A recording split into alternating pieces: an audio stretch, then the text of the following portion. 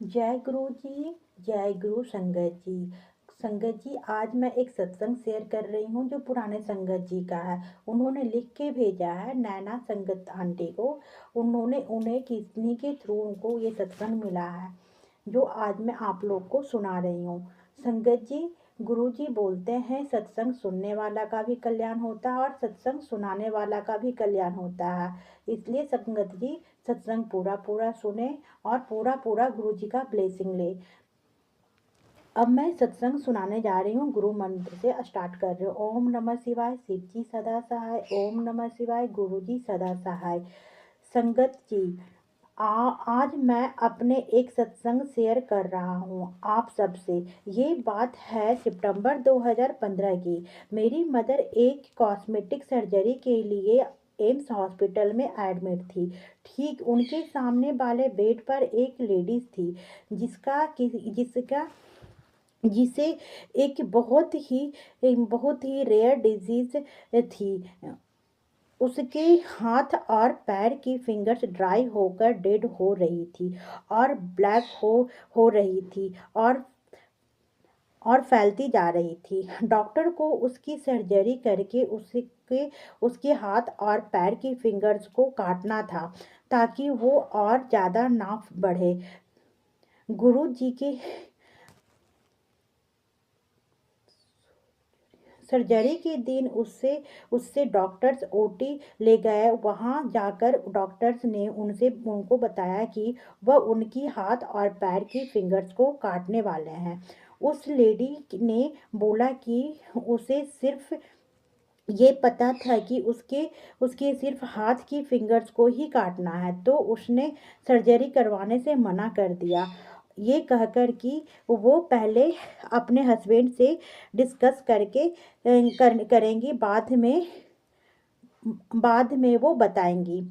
उससे उसे ओटी से बाहर भेज दिया गया। डॉक्टर ने बाहर आकर उसने अपनी फैमिली का मना कर दिया कि वे ऐसा नहीं वे ऐसे ही रहेंगी, पर ये सर्जरी नहीं करवाएंगी। सभी ने उसको बहुत समझाया पर वे नहीं मानी। सभी फैमिली एक मेंबर्स बहुत परेशान थे और वो रो रहे थे। ये सब मैं और मेरी आंटी मदर बैठकर देख रहे थे। तभी मैं अचानक उठ खड़ा हुआ और उस लड़की के मदर इन लॉ के पास जाते हुए उनसे अपने मोबाइल में गुरु जी का स्वरूप दिखाकर कहा कहते हुए गुरु जी का तस्वीर दिखाकर कहता हूँ कि आंटी, ये हमारे गुरु जी हैं छतरपुर में। इनका मंदिर है, वहाँ जाओ और वहाँ से जल प्रसाद वहाँ सेवादार से मिलो और उनको अपनी प्रॉब्लम बताओ। वो आपको गुरु जी की ब्लेसिंग के लिए जरूर कुछ ना कुछ दे देंगे। और कहा कि वैसे वहाँ से जल प्रसाद भी ले आओ और जो कुछ भी अपनी बहू को खाना पीना दो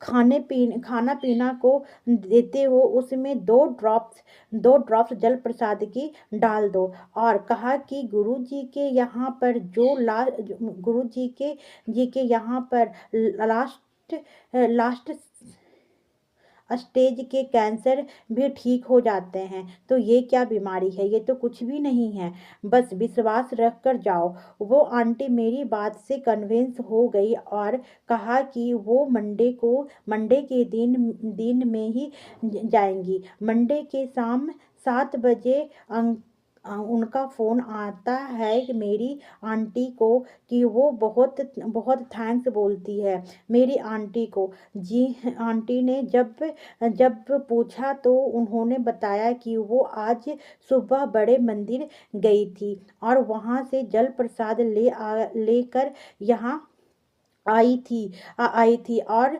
थोड़ा-थोड़ा अपनी बहू को पिलाती रही। उस दिन उनकी बहू की रिपोर्ट आनी थी, जो जो डॉक्टर्स सुबह तक ये कह रहे थे कि उनकी बहू को 100% कैंसर ही निकलेगा, प्रॉपर हो जाएगा। वहाँ डॉक्टर शाम को आकर आकर कहते हैं कि उनकी बहू को कैंसर डिटेक्ट नहीं हुआ है। डॉक्टर्स खुद हैरान थे कि ये सब कैसे हो गया। जब ये बात उस आंटी ने मेरी आंटी को बताई तो मुझे बहुत खुशी हुई। मैंने उनसे जल प्रसाद देते रहने के लिए कहा। अब गुरु जी की कृपा आए आएगे। बता बताता बताया बताया मेरी मदर डिस्चार्ज हो गई हॉस्पिटल से, और उस लेडी को भी डिस्चार्ज कर दिया गया, क्योंकि उसने उनसे उनसे सर्जरी करवाने से मना कर दिया था। उसके नेक्स्ट वीक मैंने अपनी मदर को रूटीन चेकअप के लिए लाई। एम्स लेकर गया तो उन्होंने उस लड़की की सारी फैमिली मेरे पास आ गई और उन्होंने मुझसे थैंक्स बोलने लगा। मेरे पूछने पर उन्होंने बताया कि डॉक्टर्स ने उनकी बहू का चेकअप किया हुआ, और वो हैरान हैं कि जो जिस जगह पर फिंगर्स के डेड हो चुके थे, और उन पोर्शन को वे अलग काटने वाले थे, उन पोर्शन में अचानक पानी आना शुरू हो गया है। और डॉक्टर्स ने ये भी कहा कि हो सकता है अब इसे किसी भी सर्जरी की ज़रूरत ना पड़े। ये बात सुनकर मैंने शुक्राना किया गुरु जी का। उन्होंने मेरे विश्वास की लाज रख ली। मैंने उन सभी से कहा कि आज थर्सडे है, बड़े मंदिर जाओ और गुरु जी का शुक्राना करो और लंगर प्रसाद खाकर आओ। उसके बाद मेरी उनसे कोई बात नहीं हुई।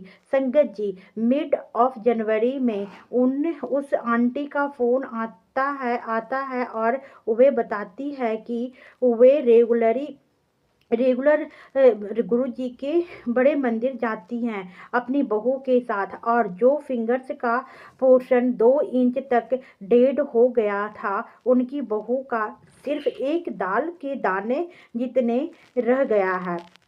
वो कोई भी एलोपैथिक मेडिसिन नहीं खा रहे हैं, सिर्फ कुछ हेमोपैथिक मेडिसिन दे रहे हैं, और गुरु जी